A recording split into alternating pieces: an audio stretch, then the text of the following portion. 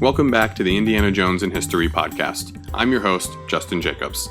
Last time we answered the question, who was Indiana Jones? And I laid out 8 major themes along with the clinical definition of the historical Indiana Jones to try and answer that question. That is, Indiana Jones is anyone who transports artifacts across ethnic and cultural boundaries in the name of science, but in service to an empire. Well, today we're going to take the entire episode to interrogate what we mean by in the name of science. Okay, every single archaeologist said that they were doing what they were doing in service to science. All right, now what that really means is science is a code word for the museum.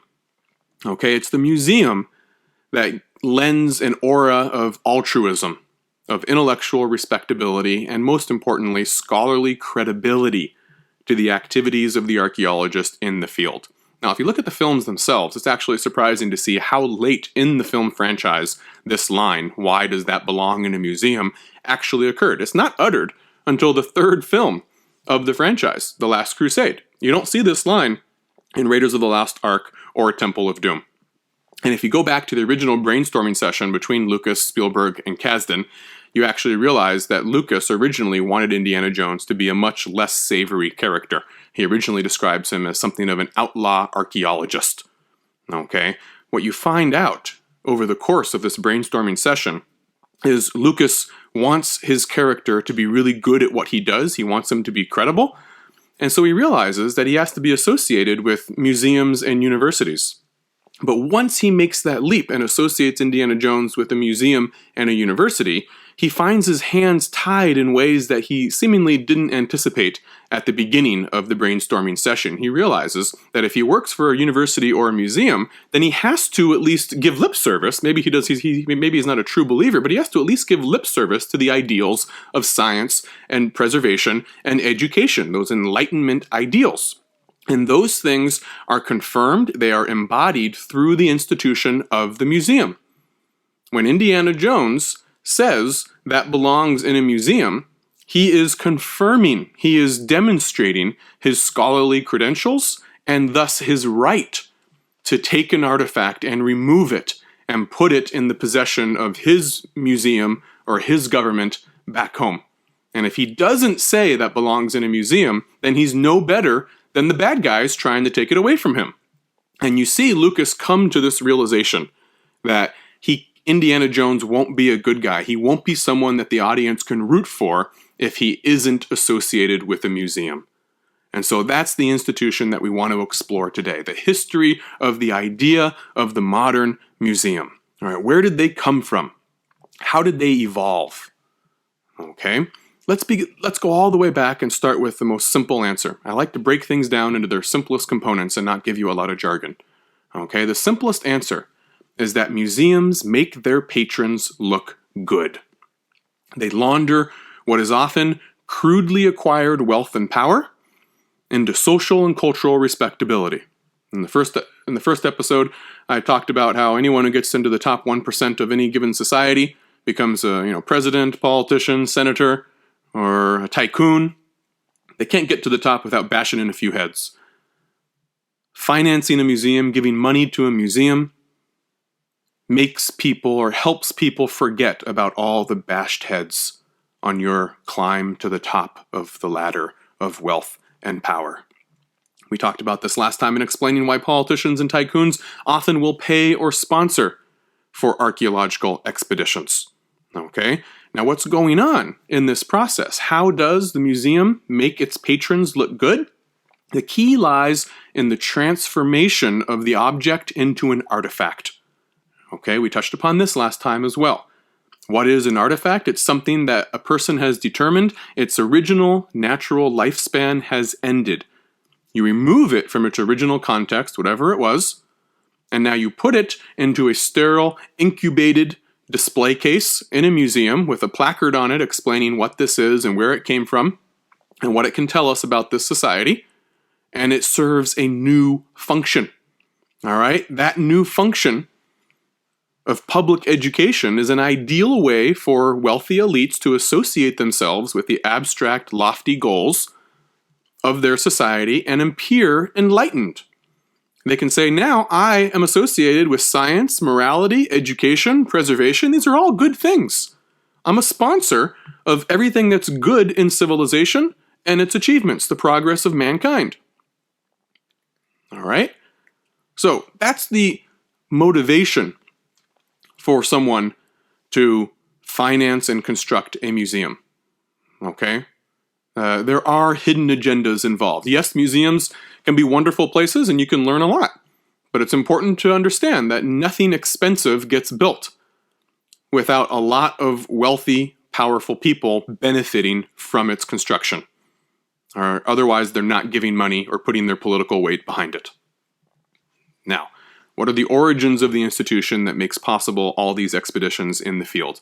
The modern museum represents three aspirations of the Enlightenment era in Europe: science, preservation, and education. Anyone who supports the transfer of art and antiquities to a museum can claim the altruistic label of a scientist, or at a minimum, a patron of science and the arts. Anyone who doesn't support the transfer of art and antiquities to a museum is vulnerable to being labeled a treasure seeker or a tomb raider. These labels highlight selfishness and greed. If science and education are imagined to be for the betterment of humankind, then in a zero-sum game, anything non-scientific thus deprives humankind of an opportunity to better itself. Now for us, the important point is that the museum was a rhetorical enabler that was universally admired and extolled on all sides. All right, the critique of the museum as something that legitimizes theft and that sort of thing comes very much later. All right, for most of the first 100, 200 years of its existence, the museum was seen as an unqualified good for everyone. Okay? In fact, the rhetorical benefits that the museum offered to its supporters were so attractive and so easily obtainable that all elites, both Western and non-Western elites, embraced it within a single generation of learning about its existence somewhere else. Someone had to start the museum. Not every single museum was created at the exact same time. And after the first couple of museums, many later museums are built because they realize that the museum over in that country had a lot of benefits for the people who sponsored its creation. Therefore, we want one too. Whether we're in the West, whether in Europe, America, or somewhere in the Middle East or in China.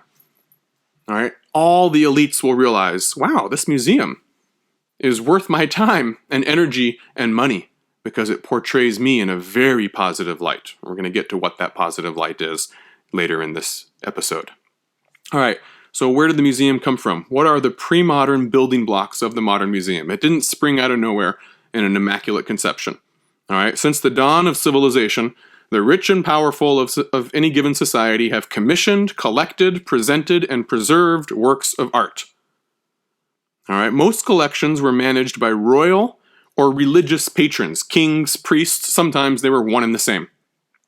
What did these early works of art represent? In the simplest sense, the patronage of art represents the luxury of being able to lavish resources on non-life-sustaining goods. That's not food. You can't eat a monument. Now, only the elite 1% of any given society can do this. This will explain why so many modern museums will actually first grow out of royal collections. Where you're going to get all of your material from, you're going to get it from the private elites who held it in their own personal collections. All right, the Hermitage in Russia, the Louvre in France, the Uffizi in Italy, the Prado in Spain, the National Palace Museum in China, all come out of royal private collections originally. Now, in a more elevated sense, what these early collections of art do is they promote the patron of that art, the person who commissioned it, paid for it, whatever. Not necessarily the person who actually carved it or painted it. It promotes the patron into a pantheon of superhuman beings. Because most early art is about supernatural beings. They're about the gods. They're about various mythological figures. Okay? And the goal is to associate the person who pays for this art with those gods. I am more than human. And therefore, when they displayed this art, this privately held art was chiefly for the visual consumption of social and political rivals drawn from a similar class background, a similar elite background. The exception to this is public monumental art, often religious in nature. All right, a grand statue of the Buddha, or something like that, or one of the pharaohs. All right, these are intended to impress and awe the masses, but there is no sense that the masses collectively own public monumental art. But whether it's private or whether it's sort of public, it's still seen as owned by the wealthy patron. Okay? And the message of either piece of art is exactly the same. The owner or creator of this art is a great man on par with the gods. He's not like you. He's better than you. He's above you. He's more than human. All right, if anyone's ever been on a tour of a European palace, you've seen this firsthand. All right, nearly every single European palace or mansion you go on a tour, and all over the ceilings and walls is this overwhelming visual display of art. All right, and it intertwines literary, historical, and religious stories, all designed to exalt the virtue and grandeur of the individual owner. If you take a tour, if you're with a tour guide on one of these, you'll actually learn, oh, this is a portrait of Cain and Abel doing this or that.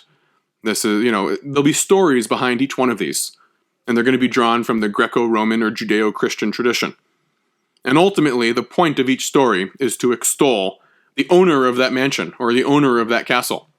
Somehow, this is a commentary on his rule, or on his taste, or on the things that he appreciates. Okay? It's this glorious mishmash of artistic material designed to overwhelm the visitor with the message of the owner of this place is great. He's superhuman. What these collections didn't have is a classification scheme or an interest in learning about the wider world or things unknown. Everything worth knowing is already known and is already represented in these paintings. The Greek and Roman classics, the Hebrew and Christian Bible. Everything worth knowing in the world is in there. So all the analogies, all the references to how great the owner of this art is are to be drawn from these literary classics. Okay, the goal was to exalt the patron or the owner of the art via known models of greatness. And that's the vast majority of private collections or public religious monumental art throughout the world in the pre-modern era. Now, a major shift will begin to occur in the late medieval era in Europe with what we call antiquarians and Wunderkammers, a German term, a chamber of wonders. The term in English is usually cabinet of curiosities. Now, the cabinet of curiosities were different from the collections of kings and priests. They represented the first attempt to produce a body of objective knowledge about the wider world, at least nominally independent from the identity of the owner of the collection. The Wunderkammer presented a narrative of how external phenomenon came to be based on a critical analysis of the collection of art and antiquities on display itself. And some things weren't on display. They were in drawers and they had to be pulled out. Okay, the Wunderkammer was not celebrating wonder as an end in itself. The previous private, royal, and religious collections celebrate and they valorize wonder as an end in itself. You're supposed to be overawed with what you see and the grandeur and the mythology of the analogies that are inscribed on the art and antiquities all around you, whether it's in a church or whether it's in a nobleman's castle. You're supposed to be awed and in wonder of the greatness of the owner of this art and the stories that, by analogy, refer to his greatness and his association with supernatural phenomena. The Wunderkammer is different. Okay? Wonder is not the end in and of itself. We want to understand how wondrous phenomena comes to be. Where did it come from? The unknown was now perceived as worth knowing, but you have to study it. Therefore, the Wunderkammer often has a scholarly label. It's referred to as a didactic study collection. You're supposed to learn something. You're supposed to study there. and hopefully produce some independent knowledge of an external natural phenomenon or historical thing in this world. Now, most Wunderkammers were medicinal or scientific in nature. They were intended to aid the actual practice of a profession, someone who had to work for a living, but he was very successful at his job, so he started collecting things and putting them on display. Okay? The important point, though, is that the Wunderkammer had some sort of classification scheme. Where say we're organizing these in a way that is not beholden to literary works like the Greek and Roman classics or the Bible. All right, we have an external set of rational criteria that has led us to display and organize and classify the materials and objects in our Wunderkammer so that we can study it more easily and produce an independent body of knowledge. Okay, this is the beginning of the projection of independent knowledge through what to us looks like a quirky, yet nonetheless rigorous classification scheme. Project that knowledge to a larger audience beyond the exclusive elites. Okay, and ostensibly for the benefit of the external audience that's going to have access to the Wunderkammer. So, with the establishment of the Cabinet of Curiosities, we have 2.5 major elements of the Enlightenment in place. We have pretensions towards science, we have the act of preservation, of course, and we have education to a certain degree. We don't have public education yet, but we have the ideal of education. You don't go in to the king's palace expecting to be educated about external phenomenon, the way the world works. You expect to go in there, and if any education's going on, it's your education about how great your host is. That's it. All right, now you have the goal of education, an independent body of knowledge, not beholden to the owner of the collection. Okay, I say 2.5 of the major elements of the Enlightenment, though, because we don't have public education yet. Okay, the Wunderkammer is still, it's not widely visited or advertised. Okay, it's usually still by invitation only. All right, and so you're only going to get other scholars who are going to come visit it. And they're not necessarily taking the lessons of the knowledge gained from the Wunderkammer and then going out and trying to say, hey, I have new knowledge that can improve the world that we live in today. All right, so we don't have public education yet. The general public is not invited into the Wunderkammer. So, how do we get to that point? Where do we see the origins of the ideal of public education? Well, we have to talk about 2 things. We have to talk about the excavations at Pompeii, and we have to talk about the Luxembourg Gallery. All this is a preamble to the creation of the Louvre. The Louvre will be the first public museum that embodies these 3 ideals of the Enlightenment par excellence. All right, so let's turn to Pompeii and the vulgarization of knowledge.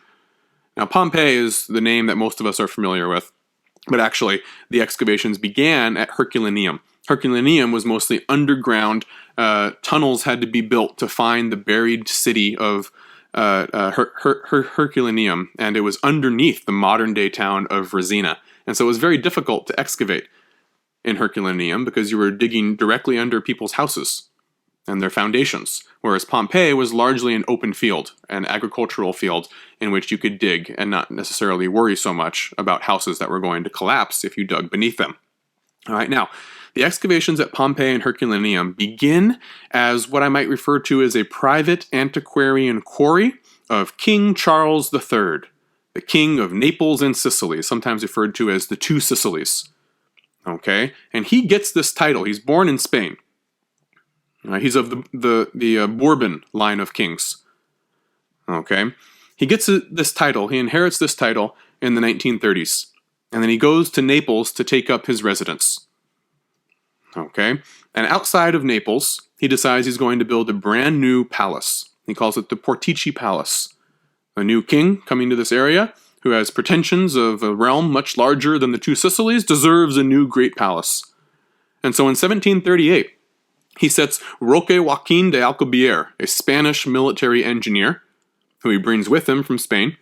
He sets him the task of undertaking the first systematic excavations at Herculaneum, with the sole purpose of providing cheaply acquired yet unparalleled Roman loot for display in his Portici palace. Okay? And the goal was simply to get the best stuff from ancient Rome for the grandeur of the king's reputation. Okay? It wasn't preservation of everything. It wasn't education of the public. And there wasn't a whole lot of science involved in analyzing what they found. The only science was the military engineers and being able to dig a safe hole underground without people dying inside the hole. Okay, and as evidence of this very selfish agenda of Charles III, Alcubierre was ordered to smash the duplicates. If there was something that was a duplicate or closely related to what you already took out, they destroyed it. Otherwise, that duplicate would cheapen the value of what the king actually preserved for himself in his palace. And then when they dug out an area and thought that they had gotten all the valuable treasures, did they say, hey, we should preserve this site so we can understand what ancient Roman cities or houses were like? No. They filled it back in with the soil that had been excavated. We're done with it. We got the treasures that we wanted. That's it. There's nothing else to do here. They also had a very elaborate plan of how they were going to find the choicest specimens. Where are the best statues and inscriptions that we can find? Well, they're going to be against the wall of any given villa, any given room. It's going to be against the wall. The best treasures are going to be held against the wall, not in the middle of the room. So when they identified a new house, they would just tunnel all along the walls and leave the center of it unexcavated. And, on the understanding that the valuables would be against the wall or in storage rooms right next to the wall, not in the center of the room. They also purposely targeted seaside villas. They excavated as close as they could get to the Bay of Naples, thinking that the wealthiest houses with the best treasures would have been located on the sea, with a view of the sea. Okay, so as we can see, there's very little science, inconsistent preservation. The only things that are preserved are the things that get put in the Portici Palace, and no public education, or really no education at all. Okay, King Charles wants to have a wonderful collection of original Roman art that no one else has, and to impress them, says, hey, I'm associated with this. Okay, Alcubierre and his successor, Karl Weber, are military engineers hired to drape King Charles in a reflected Roman grandeur and advertise him as a cultured king worthy of a grander throne throughout Europe. Now, Karl Weber, a Swiss military engineer, succeeds Roque Joaquin de Alcubierre in 1750. And 1750 is a big year. 1750 is the year that Weber takes over the excavations at Pompeii, and as we'll see in a moment, it's also the creation of the Luxembourg Gallery in Paris.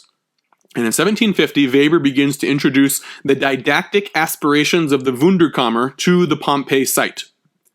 He was the first to advocate for preserving sites in their original state for the education of visitors.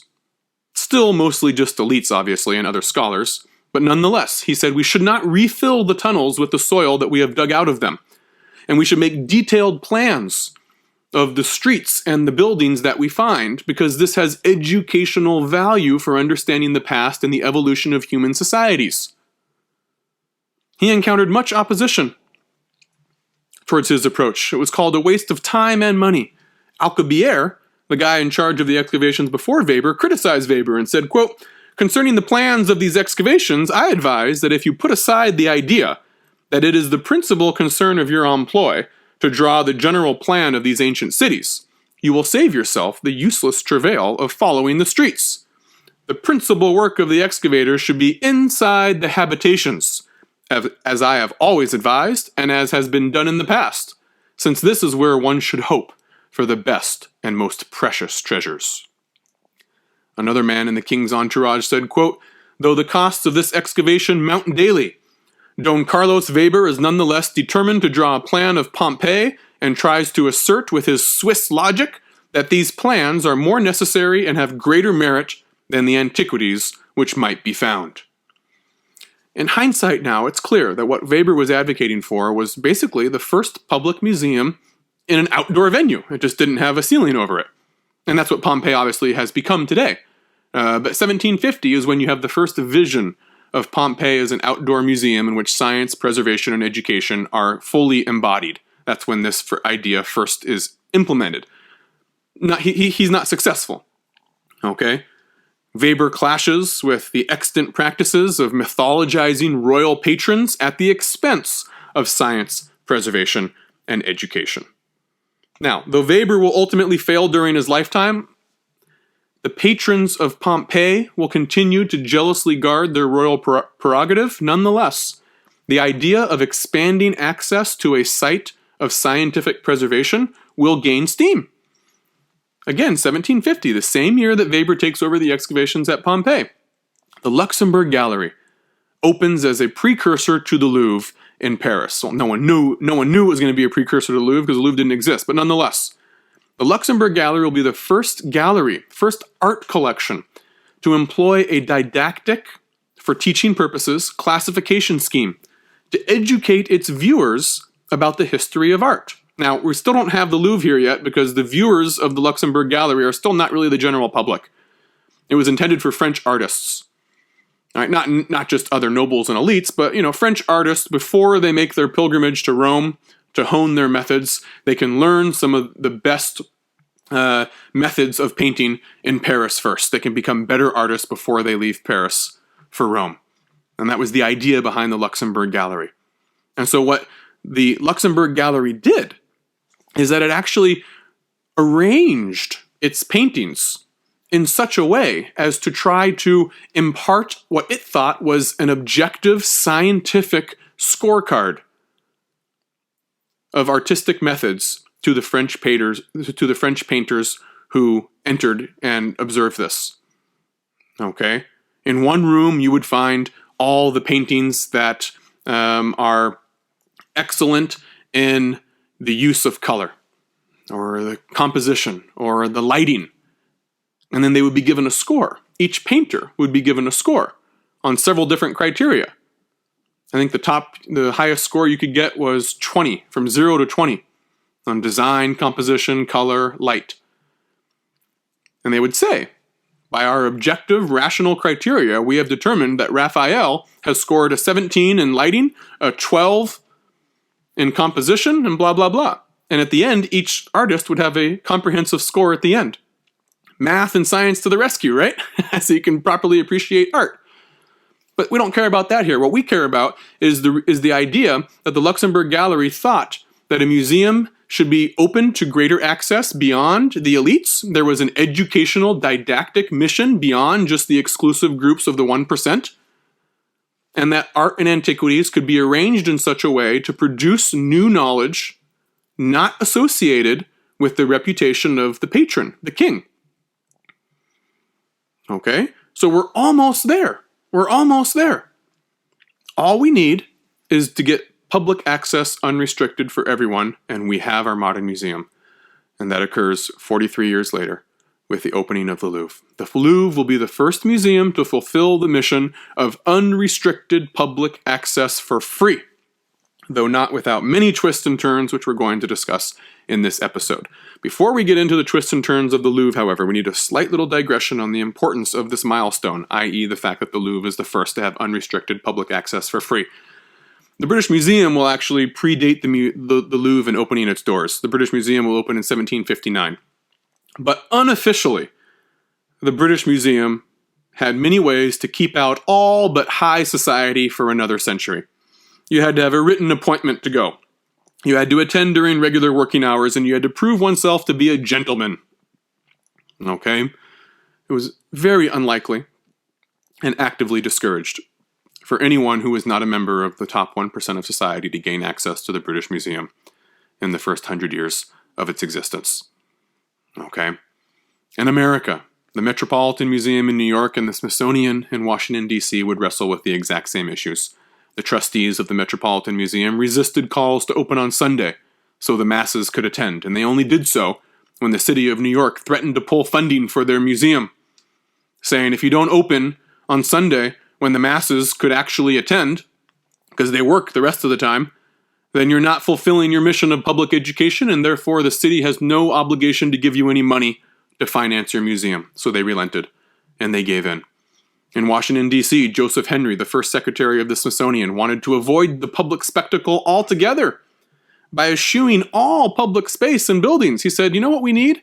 We just need like a government-sponsored scientific think tank in which we do research, we have collections, and then we can invite scholars here to work. We don't need to have any sort of public exhibits that people come and look at.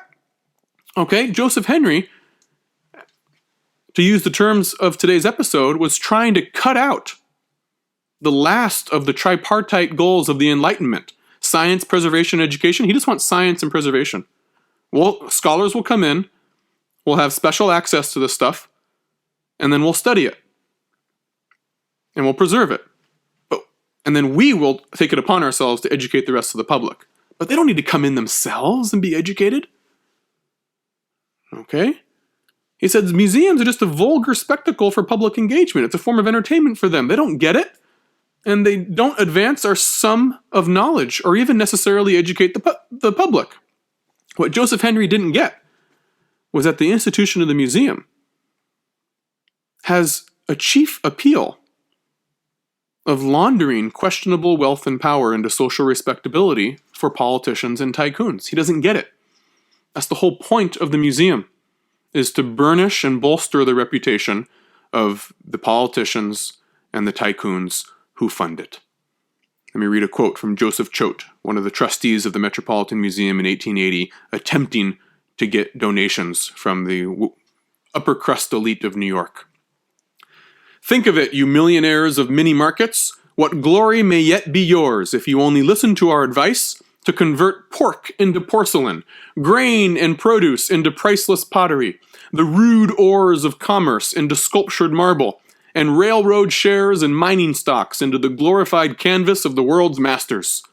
The rage of Wall Street is to convert all baser things into gold, but ours is the higher ambition to convert your useless gold into things of living beauty that shall be a joy to a whole people for 1,000 years. Note the emphasis at the end there. A joy to a whole people for 1,000 years.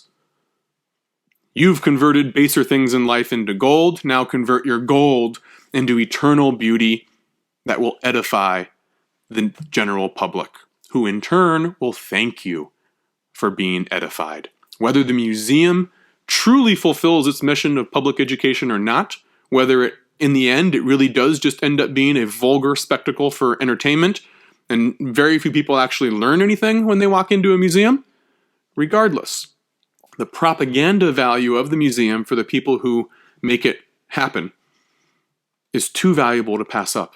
And that's why museums have sprouted up everywhere around the world, whether you truly believe in the scientific mission or not. And I'm not trying to impugn the motives of people involved in museums. Many of them, most of them, maybe all of them, truly do believe in that mission. And I love going to museums myself. But never forget the fact that there are political and economic agendas behind the creation of any expensive public institution. Okay? Every time you go into a museum, note how the names of the patrons and the sponsors and the funders, and even halls, actual halls, exhibit halls, will have the name of the person who gave money for it prominently displayed.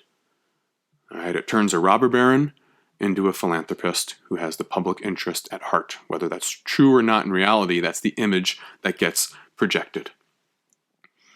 This is why every single museum has free days at some point. Okay, and this is why many museums, even if they have an admission fee, it'll be a suggested donation. Very careful language there. Because they don't want to say you can only come in and educate yourself and improve yourself if you have money, if you have $20. All right, so even museums that have mandatory admission fees will still have like one Tuesday a month from 5 to 9 p.m. You can come in for free. And then many museums don't have a required admission fee at all. It'll just say it's always a suggested donation. And they hope that you'll feel guilty and donate, $20 or so. All right. They have to have an out. They have to have something that lends substance to the claim that we cater to the public good, the improvement of the public education. Okay. And it's good PR. Now let's get back to the Louvre. The Louvre will begin as a royalist project, a project of the king, trying to reinforce the power and prestige of the monarchy, but it will end as an imperialist project abroad. Louis XV oversaw the Luxembourg Gallery, but his son Louis XVI would end up sponsoring the first plans for a public Louvre. Okay. plans begin after the Luxembourg Gallery was given to Louis XVI's brother, the Comte de Provence, in 1779. It's given as a gift. It's his house now. So they say, well, we got to continue this. The Luxembourg Gallery was a great thing to do. What can we do next? Well, the Louvre was a building that previously housed 127 scale models of fortified harbors in France. It was a place where military strategists and officers went to plan against invasions or military campaigns. And the idea was we can turn the Louvre into a place where we can associate the monarchy of France with the Enlightenment ideals of science, preservation, and public education. The museum will show that we bend the world to our will. Man bends nature to his will. Nature does not have capricious control over our fates anymore. We take natural phenomenon and we preserve it from natural decay. Paintings will not rot. We have the method to preserve paintings forever. Antiquities, monuments, will no longer be ruined by weather. We will preserve it for all time. And when it gets put in the museum, we will distill the lessons of our analysis, scholarly analysis of these things, science, to the public for their benefit. Think of the analogy of the zoo. The zoo is to nature, the natural world, what the museum is to the world of art and antiquities. All right, like the museum, the zoo embodies science, preservation, and education. You take something, a biological specimen that once had a different function in its original biological environment, a panda bear. A panda bear in the mountains of Sichuan in China was a source of food for people who may have hunted it, a source of fur perhaps. Okay, maybe it was the source of various myths and stories for the people who lived around it. Nonetheless, that was its original function to those humans who lived there. And then, of course, it has its own biological function. It's its own animal, integral to the ecosystem. The bamboo it eats and all this sort of stuff. You remove something and the ecosystem changes as well. And they say, okay, it's endangered now. We will take this, we will remove it from its original biological context.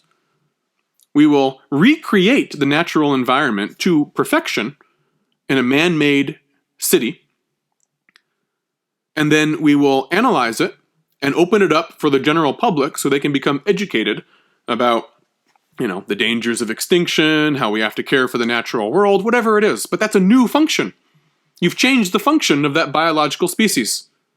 And you say, man has overcome nature. We can prevent things from becoming extinct by creating our zoos. Museums do the exact same thing for art and antiquities. We arrest the natural processes of decay, and we change the function of something that once functioned in a different way in its original context, and now it's something that provides public education and hopefully improves the world. Okay. Now, what were the benefits that were imagined to accrue to King Louis XVI? If the Louvre was open during his lifetime, well, we only need to look to Jacques-Henri Meister, a journalist and art critic who in 1795, after the Revolution, said, quote, "Who knows if this museum, completed to perfection, might not have saved the monarchy by providing a more imposing idea of its power and vision, by calming anxious spirits, and by dramatizing the benefits of the old regime." This was different. This was a different agenda than King Charles at Pompeii. Louis's reputation was supposed to benefit through the patronage of science and art in a public space, not personal glory in a private palace, as was the case with the Portici Palace. Now, the proof of this benefit that is supposed to accrue to whoever is the patron of the first modern museum is evident in how quickly the Louvre will turn from a royalist project, the pet project of King Louis trying to bolster the prestige of the monarchy, to then a revolutionary project and an imperialist project, with the identity of the patron almost irrelevant. Everyone in quick succession who comes to control the political power in France will continue the project of the Louvre. They won't shut it down and saying, oh, this is tainted because King Louis was doing it. They say, no, this has great PR value, we're going to continue it. Doesn't matter if we are ideologically opposed to everything that the monarchy represented. So the Louvre will exchange that mathematical scorecard in which artists were assessed on the basis of their skill in design, composition, and lighting, with a new organizational scheme that would be plagiarized from the natural sciences. Again, we see the interplay between the natural sciences and the world of art. The zoo, the museum, and now the organizational scheme that will be employed. For the first time, paintings in the Louvre will be organized according to national schools, styles, and rough chronological time. This is a direct parallel to the genus and species and all that sort of classification scheme from the natural sciences. All right, and this is how museums generally continue to organize their paintings today, their art today. Rough chronological time, national schools with a little bit of styles mixed in. Jean-Baptiste Pierre Lebrun, a prominent art dealer and connoisseur, in 1793 says, quote, "A collection not arranged in that fashion was as ridiculous as a natural history cabinet arranged without regard to genus, class, or family." That's science for you. And science, properly organized, will facilitate public education. After 1793, French revolutionaries will pick up where Louis left off. The new National Assembly will declare the royal collection of art to be national property just 9 days after the attack on the Tuileries Palace.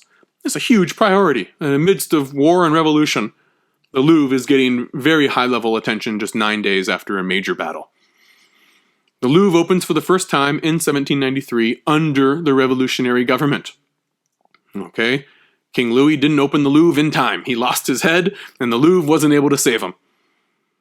Okay, now the revolutionary stewards of the Louvre have to immediately deal with two politically incorrect problems: the royal and sacral origins of the art that was held in the museum. It's a lot of religious art, and it's a lot of portraits of kings and their families, or things that they commissioned, life in the royal palace. Okay, both of these things are highly elitist. One member of the revolutionary government says, quote, "An involuntary sense of regret interferes with the pleasure of spreading before you our riches. Art has diverged far from its true path and celestial origins. A multitude of dangerous and frivolous experiments, the results of long centuries of slavery and shame, have debased its nature. Wherever one turns, one sees that its production bears the marks of superstition, flattery, and debauchery. Such art does not recount the noble lessons that a regenerated people adores. It does nothing for liberty." That's the ideology of the revolutionaries. Liberty. And this doesn't represent liberty. It represents the playthings of the old elite, the old monarchy. So what's one solution? Well, one rhetorical turn of phrase that's going to become very popular throughout the world when any museum wants to be able to say, you know what, even though all this stuff was commissioned and created by the 1% of society, and the 99% of the rest of society usually never even got to lay their eyes on it unless it was public monumental work, nonetheless, this work of art is implicated in the sweat of the people or the vague work of the nation. In other words, you all contributed to this somehow. The taxes that you paid funded the monarchy and the artists that they hired. Or maybe the artisans themselves, the sweat and tears that they had as they were chipping away, carving this statue, is a representation of the genius and the work ethic of our entire nation. Quote, "Those treasures which were previously visible to only a privileged few will henceforth afford pleasure to all. Statues, paintings, and books are charged with the sweat of the people. The property of the people will be returned to them." That's a nice little rhetorical phrase there, isn't it? Basically, things that were produced and consumed by the old elites are said to have been the product of the wealth and labor of the lower classes. In a very indirect way, but nonetheless, that's how you tell the people this museum is about you. This is your stuff inside. It's your nation. They also recognized that the very act of placing an artifact in a museum strips it of its original contextual power, making it ripe for new meaning. Okay, we've already talked about this when we talk about artifaction. You can also say desacralization. You know, an altarpiece in a church is probably very, very impressive. Remove that altarpiece from a church, put it against the white walls of the Louvre or any museum, outside of its original context, in which there's no incense anymore, there's no chanting of monks or whatever it might be, there's no praying people on the ground, on their knees, There's no songs. There's no stained glass windows with, gorgeous light filtering through in a magical glow. And the altarpiece all of a sudden doesn't seem so powerful anymore. It's been stripped of its original religious context and made something less than it was before. And now it's seen as something you can study in isolation from its original social context. It's called desacralization. It's the equivalent of artifaction, but for specifically religious objects. And they said, okay, you know what? It doesn't really matter whether or not this was a product of the elites or a product of the priestly class. Put into a museum, it undergoes a process of artifaction or desacralization that allows us to impose a new meaning onto it. We can put a placard on and say, this is what this means. And the people will be exposed to that and not the original context. After 1794, 20 years of international warfare across Europe involving the French forces will confer a final identity on the Louvre, the imperialist Louvre. We have the royalist Louvre, we have the revolutionary Louvre, now we're going to the imperialist Louvre. After 1794, it will begin to send art experts to assess conquered holdings for confiscation and relocation throughout Europe to the Louvre. The discourse of conservation will be stretched to encompass the appropriation of art seized as war booty abroad, first to other Europeans, and then eventually to the Ottoman Muslims, and then to the Far East. The spoils of war, anything taken on the battlefield by the victorious party, which in this case most often is the French, Napoleon.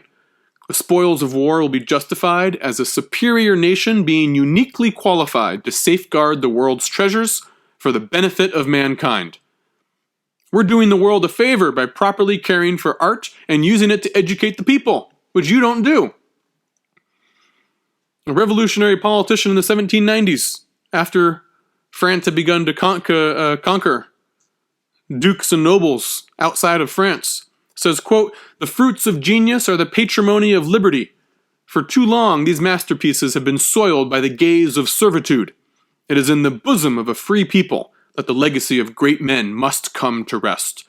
The immortal works of Rubens, Van Dyck, and other founders of the Flemish school are no longer on alien soil.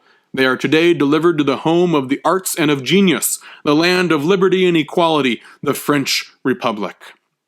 Here, notice, the immortal works of Rubens and Van Dyck are said to not be on alien soil because alien soil is interpreted in ideological terms, not racial terms or even national terms. Whoever has the right mindset, the right ideology, as defined by victors on the battlefield, gets to say where the rightful home is. It says the rightful home is not the Flemish nation. It's whatever place embodies the land of liberty and equality, and that's the French Republic. You can see the self-serving nature of the ideology here, right? Democracy is often used in this way in the world we live into now. Wherever there's democracy, we're going to bring democracy to some other country. That's why we're allowed to go in and invade them. All right, with the French Republic, it was liberty and equality. Okay, so what we might think of today as confiscation during the Napoleonic Wars becomes instead, quote, "taking from the ignorant and giving to the enlightened for the benefit of all." That's what was being said, was occurring outside of France in service to the Louvre. And the same process was repeated throughout the Napoleonic conquest for the next 15 years. The Napoleonic conquest will bring art and antiquities from around Europe and eventually Egypt as well, the first Indiana Jones archaeological expedition, to be deposited in the Louvre on the exact same justification. And it was said that as a result of these conquests and the influx of art and antiquities, Paris had become the new center of the Grand Tour, not Rome. There was even a song that was produced in which it was said that Rome is in Rome no more. Rome is in Paris. Now, of course, other Europeans, namely the British, would have disagreed with that. They would have said, we agree with the first part of that. Rome is no longer in Rome. But the second part, Rome is in London, they would have said. Okay? Because every single empire thinks that they are the best distillation of the highest ideals of Western civilization. Now, this imperialist museum, the museum that justifies the transport of artifacts across boundaries for a higher, loftier good, is essential to the creation of the historical Indiana Jones. Okay?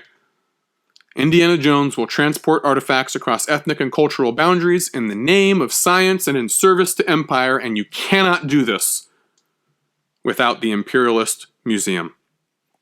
All museums, all major Western museums after 1793 will be, in a sense, imperialist museums. William Bryant, one of the founders of the Met in 1869, lamented how the museums of America reflected inadequately the growing prestige and power of America, because in his eyes, a great country, a great empire, has great museums. He said, quote, "Our city is the third great city of the civilized world," speaking of New York, "and our republic has already taken its place among the great powers of the earth. And yet it is embarrassed by the museums of every European state, even Spain, a third-rate power of Europe and poor besides, has better museums than we do." Okay? The strength of your state, the glory of your state, the reputation of your state depends on the greatness of your museums and what it brings in from the rest of the world. Now, one other thing we have to talk about here before we close is the rise of non-Western museums, because it's actually fairly soon after the Western museums are created that you start to see the creation of museums in non-Western states.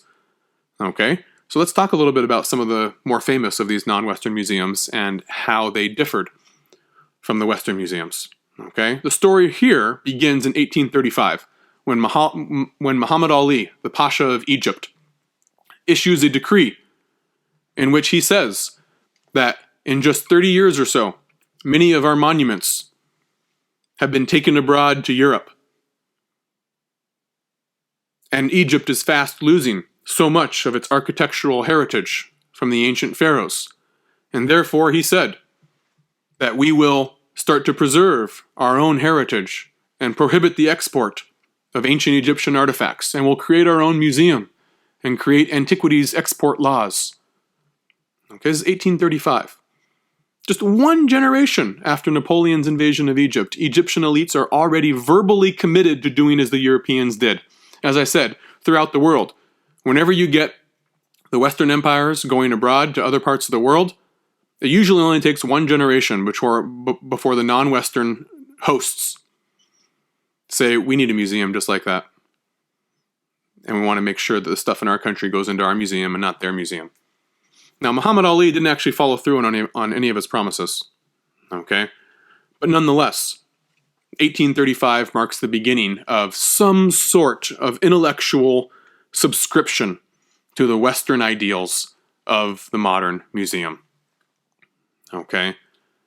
In 1846, Muhammad Ali's decree is followed up in Constantinople, the capital of the Ottoman Empire, when the Hagia Irene, originally a Greek Orthodox church, is converted into the first non-Western museum. And in the first non-Western museum, what do we see on display? You see old weapons of the Ottoman Empire, things that were said to be the sword of Mehmet the Conqueror, some of the earliest conquerors who played important military roles. That reflects the grandeur of the Ottoman state and want the Europeans to know that we're strong. And they also had a very odd, interesting thing that they put on display. They created mannequins that were dressed up to look like the Janissaries. Who were the Janissaries? The Janissaries were a slave caste of mostly Caucasus and Central Asian slaves, a military caste of slaves that had served the empire. And they were massacred, I think about 10 years before the first Ottoman Museum was created.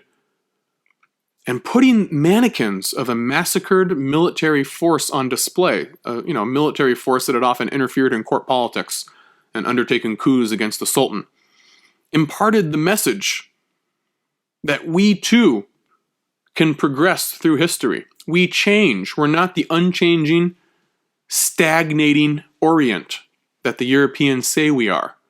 We also evolve like you do and better ourselves. And by putting on display an institution that we have moved beyond, that we have abolished, we are giving material proof to our enlightenment and our evolution and our progress. And they want the Europeans to see this. So 1846, you get the first museum in Constantinople. 1863, you get the first museum in Egypt, in Cairo, the Bulaq Museum. And the goal of both was to impress Westerners with the modern progress of non-Western Ottoman elites. And in order to do this, they focused on the Western ideological bias.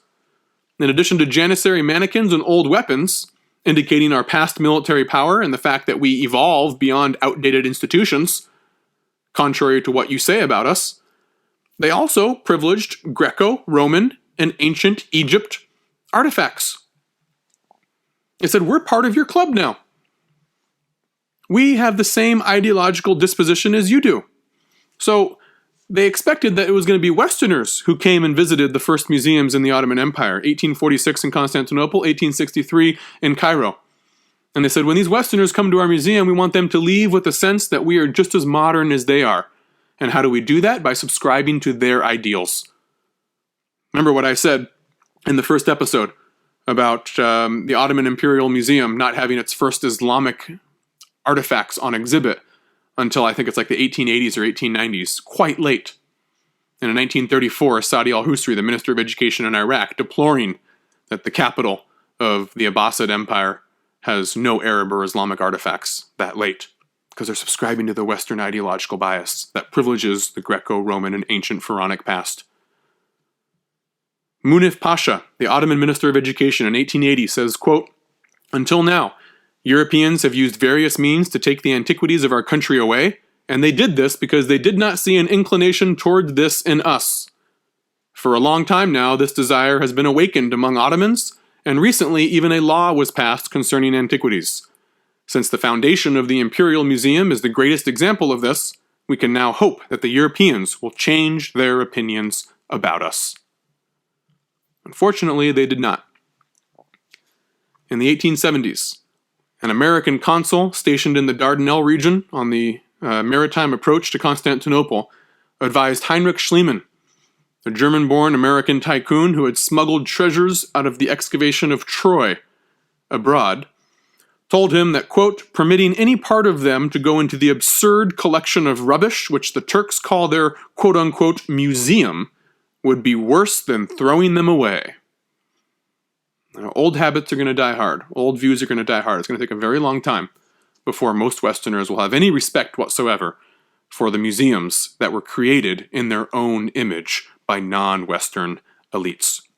Some change did occur after non-Western museums exist in the Middle East and the Ottoman Empire. You will see the beginning of an arrangement called partage. Partage, a French word just meaning to divide something, to part with something, in which any dig that took place would be divided. It wouldn't be, okay, a Westerner comes in and they dig in Egypt, they get to take everything back to the British Museum or the Louvre. Now it would be 50-50. Okay, half of what is found will go into the local National Museum in Cairo or Constantinople, and half will go abroad. And if the land on which the things were excavated was owned by a third party, then it would be 33, 33, 33. 3 different parts for the 3 parties that are vested in that dig. Now, during partage, which is going to go on for the next 50 years until the 1930s, the Westerners will still get the best part of the division. They'll still be able to make sure I paid for it. I'm the one who did the initiative. I brought the labor in. I'm going to make sure I get the best stuff for our museum. But nonetheless, it is change. It is a recognition that, even though we despise their museums and look down on them and laugh at them, it is a museum nonetheless, and therefore we would be hypocrites if we don't acknowledge that we need to help them fill their museum, because the museum is an unmitigated good. Everywhere we find it, the museum is a great thing, they said. Okay, so we can't be complete and total hypocrites. Now, the situation in China was somewhat different, but it was still the lack of a public national museum that facilitated the outflow of antiquities. The Chinese actually had the longest tradition of collecting and preserving art and antiquities of anyone throughout the entire world. It goes back 3,000 years at least. Okay, that's far outpaces anything that the European elites had done. All right, what the Chinese did not have, and it's really going to hurt them, they don't have a tradition of collecting and preserving art on behalf of the general public, the masses. for their edification and for their education. Yes, they have public religious art as well. Just like everywhere in the world, you have public religious art. But everything else is a private collection. Everything in the Forbidden City belonged to the emperor. It was his. No one else owns it. Okay, they believed in the sanctity of private property. When Lord Elgin, the son of the Elgin, who removes the Elgin marbles from the Parthenon, is tasked with punishing the Chinese in 1861 for what they believe is the betrayal of the emperor on an agreement, he says, how am I going to punish the Chinese? Do I lay waste to Beijing, where the Forbidden City is, or do I attack the Summer Palace in the suburbs of Beijing, which is the emperor's retreat, his playground? And he said, here is his logic. I said, if I attack Beijing, then I'm punishing all the people of China, all the people of Beijing, and they played no part in the emperor's perfidy. Why would I want to punish them? He says, much better to lay waste to the old Summer Palace, because that is the emperor's private property, and to destroy that is to punish the emperor alone and no one else. Now, the Chinese may not have agreed with the end result, but they absolutely agreed with the logic of Lord Elgin's actions. They said, yes, we agree. The Summer Palace belongs to the emperor and the emperor alone. No one else. So art was privately held. It was not yet seen as a symbol of the nation, the larger nation. Okay? Now, the Chinese also subscribed to a perception of cultural continuity, as far back as the historical record took them, meaning that unlike in the Middle East, where many people in the Middle East had a perception of cultural discontinuity, they'd say, we're Muslims and these people are pagans, the Chinese would say, we recognize anything written in the Chinese script for 3,000 years to be a part of Chinese history, and we collect it. This meant that most art in China was already spoken for when the Westerners came in the 19th century, without the aid of a national museum of any sort. The Chinese, from their point of view, got along just fine. Why would we need a museum? We cherish our own heritage. Everything we cherish. And we collect it privately, put it into our individual collections, and it's a reflection of our personal virtue that we collect these things. What do we need a public museum for? The masses don't need to be educated. They don't need to see this stuff. They didn't create it, it's ours. So this works just fine in times of peace, or when China equals the known world, as it did for most of its history. But it is not fine when China descends into chaos, and when China equals only East Asia, not the world. See, in the old days, if there was civil war or a dynasty fell, private collections would be raided. The emperor's private collection, all private collections would go, be disseminated all over the place. It'd be chaos. But eventually, those collections would end up again in someone else's private collection in East Asia. It wouldn't leave East Asia. And then you'd have a new dynasty that would stabilize things. In the 20th century, though, when China descends into chaos, it's no longer the world. Now it's just East Asia in a larger world system in which there are other actors. And if they can acquire the art during times of chaos, it won't remain in East Asia like it did in the old days. It's going bye-bye. It's going across the sea, across the globe, and you will never see it again. Okay, so what we see in China is that the Westerners never were able to say, like they were able to say everywhere else, they were never able to say that the Chinese don't care about their past, or they're indifferent to it, or they destroy it. No. Because they knew that was wrong. But they could say that you have no institutional safety net in the event of war and instability. And that's exactly what happened after the 1911 revolution. Official families, wealthy families who had collections began to sell their collections because they fell on hard times or they lost their jobs. And these collections for the first time would be made available to foreign buyers, and they would buy them legally at the time, perfectly legal. And these things left China. In the old days, these families would have sold their collections in times of chaos as well, but the person who bought it would have stayed in China. And so it wouldn't really be a zero-sum loss to East Asia. Now it is. Now it is, because the Westerners are new players that never existed before on the art market.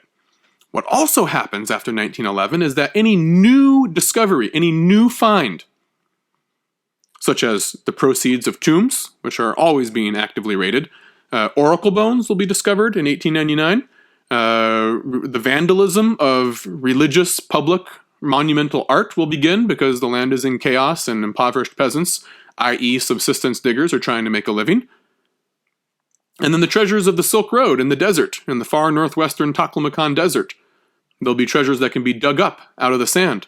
These are new finds, new things that weren't on the market before. Now, after 1911, they'll go to the highest bidder of any origin, of any background. And if you don't have a national museum, they won't stay in China. Or at least not all of them. And again, that's what exactly happens. China will not have a national museum until 1925. They'll finally turn the Forbidden City into a National Palace Museum in 1925. Unfortunately, that still won't be sufficient to curb the outflow of antiquities and art for China, because you will continue to have constant warfare, the invasion of the Japanese. This will ensure a global free-for-all until the communists finally prevail and bring stability and order back to China in 1949. And in fact, even the treasures of the Forbidden City, when they're transformed into the National Palace Museum, will still end up going on one of the most remarkable odysseys of art and antiquities the world has ever seen. The most remarkable odyssey. I think it outdoes anything that happens in Europe. Okay, the treasures, I think it's 3,000 crates, some 60,000 objects. The cream of the crop of the emperor's private collection in the Forbidden City will be packed up, removed from Beijing in the 1930s when the Japanese close in on the northeast, taken to Shanghai, and then opened up a new museum in Nanjing, the capital of the government at the time. And then the invasion of the Japanese in the heartland of China will prompt the Chinese to then take all the carts into 3 locations inland, all the way into Sichuan province and Guizhou province, and put them in caves for the duration of the war. Then after the war, they'll go back to Nanjing. And then the Civil War breaks out with the Chinese communists. And the Chinese nationalist government, Chiang Kai-shek's nationalist government, will then flee to Taiwan and take 1/4 of all the crates with them to Taiwan and put them in a mountain cave storage again. Until finally a new National Palace Museum is constructed in Taipei in 1965, and they're put on display. And today there are 2 National Palace Museums in 2 different Chinese republics, both of them trying to give substance to the claim that we are the sole legitimate heirs of Chinese culture and the Chinese nation, and we preserve it. But unfortunately, so much chaos and anarchy in the first half of the 20th century meant that even the creation of a national museum did very little to stem the outflow of art and antiquities from China. But nonetheless, the Chinese also agreed that we should have our museums in the image of Western museums. Now, why were such museums, such non-Western museums, ineffective at first? Okay, because they weren't. I mean, non-Western countries built museums, and for another 2 or 3 generations after they were built, stuff still left the country. All right, the misplaced faith in the modern museum among non-Westerners stemmed from the realization that they were only rhetorical enablers, not physical enablers. That is to say, the museum itself did not stimulate the age of expeditions, but rather served as the institutional embodiment of archaeological expeditions. They confirmed, legitimized, and beautified the existing imbalance of power. They made it appear natural and justified. In other words, museums were begat from wealth and power. Wealth and power were not begat by museums. The wealth and power comes first, the museums follow. And if you're still weak and poor, building a museum will not change that fact. But there's more. Further undermining the effectiveness of non-Western museums was the intellectual disposition of their non-Western curators. That is to say, the existence of a museum means little if the indigenous elites evinced a culturalist rather than a nationalist stance regarding cultural sovereignty. It's not just that your country is poor and weak. It is also that your intellectual elites, the rulers of your country, believe in culturalism, not nationalism. What is the difference between the two? Culturalism is the belief that race, nationality, and the location of the owner of art and antiquities is irrelevant, so long as the individual who owns it is morally worthy of its acquisition, meaning that he preserves it, shares it with other like-minded elites, ultimately for a larger educational mission. Okay, the focus is on the individual owner. If he is morally worthy of its acquisition, it doesn't matter where in the world he is. A culturalist does not have a fetish about national identity. He does not say that this represents the genius of the Chinese people or the genius of the Egyptian people and their blood, sweat, and tears. He does not believe that. Okay? He says, this is a remarkable object that is very precious to me. I identify with the cultural elites who made it, and I want to study it and preserve it and identify myself with it. But it is not a representation of, some abstract nation. By contrast, nationalism says that the moral fiber of the owner, treatment of the artifact, and a willingness to share it with other scholars are irrelevant. All that matters is that the owner of the artifact or work of art is of the proper race and nationality, and that the artifact remains within the borders of the state where it was found. That's a nationalist mentality. And that's the mentality that we're all educated and reared to subscribe to today. Today, we are supposed to believe in nationalism. Okay? That artifacts and art represent the genius and blood, sweat, and tears of an abstract nation, and that it belongs within the political boundaries of that nation, on its soil. And if it's taken abroad permanently, it's theft. Nationalism will make possible what we refer to as the discourse of criminalization. Okay? When everyone is a culturalist still, as they all were prior to World War I, when you are a culturalist, then there is no such thing as a criminal theft of an artifact. Because there's no one to steal it from. Everyone believes in finders keepers. Everyone believes in the sanctity of private property. And everyone believes that what's important is that the artifact is preserved somewhere in a museum and shared. Okay? And that's the major shift that's going to occur in our chronology of the historical Indiana Jones, is the shift from a culturalist mindset to a nationalist mindset. Prior to World War I, nearly all non-Western elites were culturalists. And that meant that they themselves were some of the chief physical enablers of the historical Indiana Jones on the ground. And that leads us into the subject of our next episode, who enabled Indiana Jones? I hope you'll join me.